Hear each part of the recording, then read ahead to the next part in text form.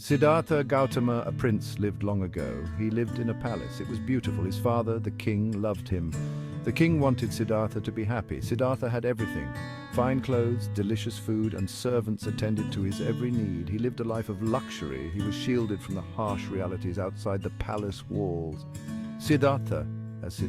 Despite this, I felt something was missing. I yearned for a deeper understanding. I sensed there was more to life.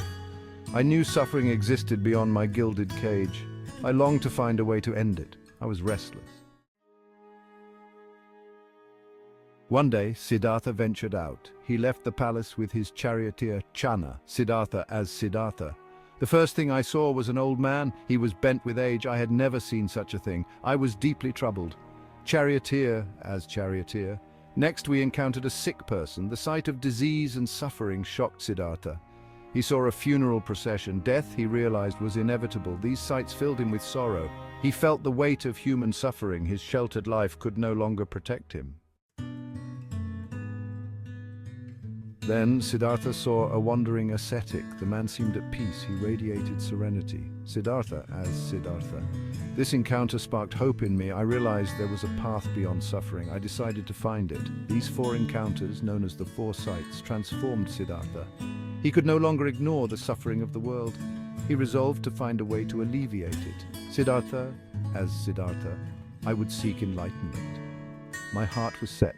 I would not waver. At the age of 29, Siddhartha made a decision. He chose to leave his life of luxury.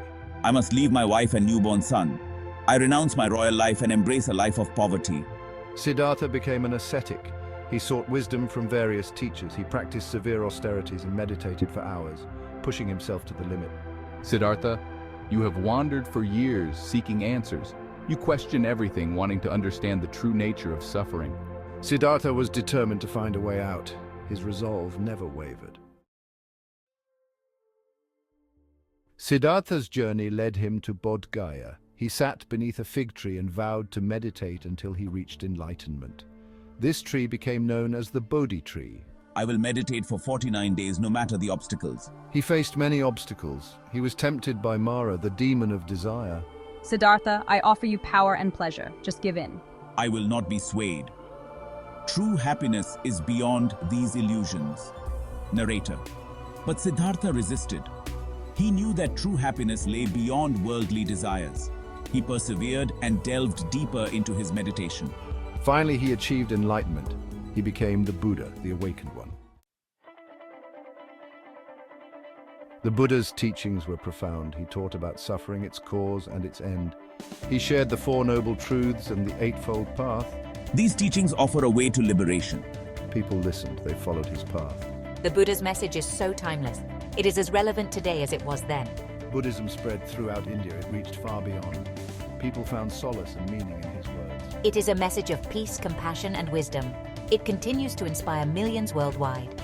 The Buddha's legacy is a beacon of hope, guiding us towards a better understanding of ourselves and the world around us.